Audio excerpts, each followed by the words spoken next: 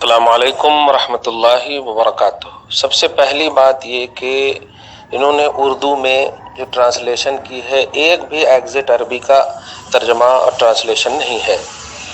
حدیث نمبر وغیرہ وہی پرانی عادت پیش کر کے مغالطہ پڑھانا۔ خیر، سب سے پہلا ان کا سوال تھا قبروں کو سجدہ کرنا۔ ہرگز ہرگز ہرگز ہرگز کسی بھی اہل سنت والجماعت، ان کے نزدیک جو بدعتی کا جملہ کہے جانے والی جماعت، کسی بھی کتاب میں دکھا دیں کہ قبروں کو سجدہ کرنے کے حلال کے بارے میں فتویٰ دیا گیا ہو۔ جب سب سے پہلے اہل سنت کا یہ عقیدہ ہی نہیں ہے کہ قبروں کو سجدہ کرنا حلال ہو، تو ہم پر یہ تھوپنا کہ حرام یہ لوگ کرتے ہیں، یہ بہت بڑی غلطی ہے۔ ایک بات اور، کسی کی طرف سجدہ کرنا اور کسی کو سجدہ کرنا یہ دو الگ چیز ہیں۔ طرف سجدہ کرنے کو مسجود الیہ بولتے ہیں اور کسی کو سجدہ کرنا مسجود لہو بولتے ہیں۔ اور جہاں حدیث پاک میں جو بخاری کا یہ حوالہ دیے ہیں وہاں ہے لہو کا لفظ ہے کہ کسی کو بھی، جیسے اگر اللہ کے علاوہ کسی کو سجدہ کرنا حلال ہوتا تو میں حکم دیتا کہ عورتیں اپنے شوہروں کو سجدہ کریں۔ کو وہاں ہے، طرف نہیں۔ طرف جیسے اب دیکھیے نیت میں کرتے نا، نیت کی میں نے 2 رکعت نماز ظہر کی، 4 رکعت نماز ظہر کی واسطے اللہ کے پیچھے امام کے، منہ میرا کعبہ کی طرف، تو طرف کرنا یہ شرک نہیں ہے۔ کعبہ اینٹ کا بنا ہوا ہے، تو کسی اب اپنی مسجد میں بھی آپ پڑھتے ہیں تو سمت جو ہے آپ کی مسجد کا ہوتا ہے۔ انڈیا میں پڑھیں، مشرق مغرب ادھر ادھر میں جہاں بھی دیکھیں الگ ہر ایک پوائنٹ، تو طرف جو ہے یہ شرک نہیں ہے، کو یہ شرک ہے۔ تو قبروں کو سجدہ کرنا یہ تو کسی نے بھی، ہاں البتہ قبروں کی طرف اگر سجدہ کرنے کو حرام کہیں گے تو پھر روضہ رسول کو ہٹا دیں وہاں سے، ابو بکر صدیق کے روضے کو ہٹا دیں وہاں سے، اور عمر فاروق کے روضے کو ہٹا دیں وہاں سے۔ کیوں کہ وہاں تو چاروں طرف سجدے ہو رہے ہیں۔ اصحاب صفہ کی طرف جو بھی نماز پڑھ رہے ہیں تو سامنے تو روضہ رسول ہے، تو وہاں طرف سجدہ ہے، کو سجدہ نہیں ہے۔ ایک بات تو یہ مغالطہ تھا۔ دوسرا سوال یہ تھا کہ مسلم کے حوالے سے قبروں کو پختہ بنانا حرام۔ جس کو یہ پختہ کہہ کر کے مغالطہ دے رہے ہیں، دھیان رہے، قبر اسے کہتے ہیں جس کے اندر جو ہے صاحب قبر جو ہے لیٹا ہوا ہو، قبر کھودی ہوئی چیز۔ فَأَقْبَرَهُ، آپ سورہ احلادہ کا حدیث الغاشیہ میں دیکھیے، ثُمَّ أَمَاتَهُ فَأَقْبَرَهُ، مارنے کے بعد قبر میں کھود کر کے ڈالنا۔ تو جو کھودی ہوئی چیز ہے اس کو قبر بولتے ہیں۔ اوپر کی چیز کو جو پختہ بنایا گیا ہے وہ قبر نما اس کو بول سکتے، شکل قبر ہے، وہ قبر نہیں ہے۔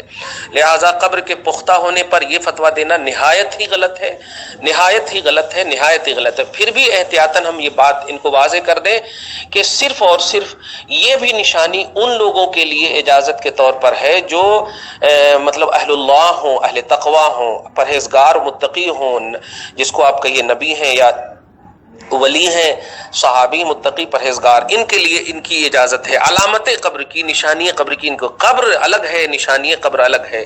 تو پختہ نشانی کو بنایا جاتا ہے یا نشانی بنائی جاتی ہے، قبر نہیں بنائی جاتی۔ تیسرا، نسائی کے حوالے سے قبروں پر دیے جلانا، یہ تو نہایت ہی غلط ہے، اس لیے کہ یہ سوال اگر ہم پر کرتے ہیں تو سعودی عرب گورنمنٹ کو ختم کر دیں، بالکل بند کر دیں۔ آج روضہ رسول پر جتنے مطلب قمقمے اور جتنی روشنی ہے، اگر آپ کہیں کہ وہاں خصوصیت ہے، غلط ہے۔ جب آپ کہتے ہو کہ اسلام وہیں سے پھیلا ہے تو وہاں بند کرو، آپ وہاں بند کرو۔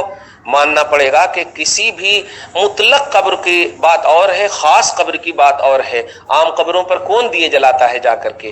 جو صاحبان تقویٰ پرہیزگار ہوتے ہیں، اور وہاں دیے وغیرہ یا روشنی اس لیے کی جاتی ہے تاکہ زائرین کو تکلیف نہ ہو۔ تو ہماری نیت، ہمارا مقصد، عمل کا دار و مدار نیتوں پر ہے، یہ بخاری کی حدیث ہے، تو ہماری نیت اور ہمارا مقصد سمجھنا چاہیے۔ خیر، اور چوتھا 1 2 3 4 سوالوں، 5واں سوال تھا قبروں پر مجاور بیٹھ کے بنانا۔ اگر یہ سوال کریں تب تو آج پھر جو مکہ مدینہ کے جو ٹرسٹی ہیں وہ کس کے ٹرسٹی ہیں؟ کیا وہاں صرف کیا کعبہ معظمہ اور مسجد نبوی کی حفاظت وہ نہیں کرتے ہیں وہ لوگ؟ کہ حفاظت کرنا مجاور سے مراد ہے. تو مجاور سے مراد یہ نہیں کہ 5 انگوٹھی بیٹھ کر کے خالی کسی کو تعویذ گنڈے کرنا. اس کو حلال کس نے کہا ہے؟ مجاور سے مراد حفاظت ہے. اور سنیے، اگر یہ بات اہل سنت والجماعت پر ریمارک کے طور پر ہے تو وہابی اپنی اصل کا لحاظ کریں. اصل میں شیخ الاسلام، جو ان کے شیخ الاسلام ابو العباس تقی الدین احمد بن ابن تیمیہ، یہ جو ہے ابن تیمیہ کے بارے میں سوچ لیں.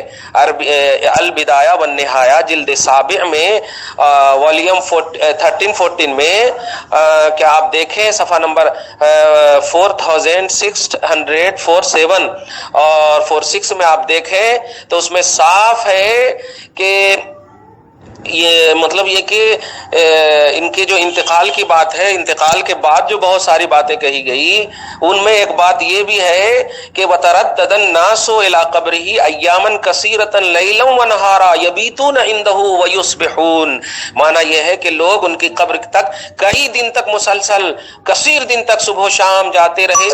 يَبِيتُونَ عِندَهُ وَيُصْبِحُونَ، رات بھی وہاں گزارتے تھے اور صبح بھی وہاں گزارتے تھے. تو اپنے گھر کی بھی پہلے خبر لے لیں. اور ہم پھر بھی بول رہے ہیں کہ مجاور کا یہ کام نہیں ہے کہ وہ جا کر کے تعویذ گنڈے یا 5 انگوٹھی پہن کر کے نماز وغیرہ نہ پڑھیں اور وہ جا کر کے بس بیٹھے رہیں. ویسا نہیں. مجاور کا اصل معنی ہے کہ زائرین کی حفاظت کے لیے سامان مہیا کرنا، اور یہ کسی بھی طرح سے حرام نہیں ہے. اور قبروں پر عرس میلے لگانا، یہ عرس میلے لگانا اس کے باپ کے اس کے خاندان والے لفظ عرس کو اس حدیث میں نہیں دکھا پائیں گے. عید کا لفظ ہے، ٹھیک ہے. مراد یہ ہے کہ جو آج جو غلط کاریاں خرابیاں ہو رہی ہیں، اس حدیث پاک میں ابو داؤد کے لا تتخذوا قبری عیدن، میرے قبر کو عید نہ بناؤ. مراد ایک معنی تو یہ کہ عید جس طرح سے سال میں ایک مرتبہ آتی ہے، سال میں نہیں آنا، روز آنا زیارت کرنے. اور ایک یہ ہے کہ بے تکی اور بے توجہی نہ کرنا. عید میں جیسے ہی بے تکے انداز میں کھیل کود کرتے، یہ میرا در ہے، یہاں باادب ہو کر کے آنا. تو حدیث کا مطلب یہ تھا.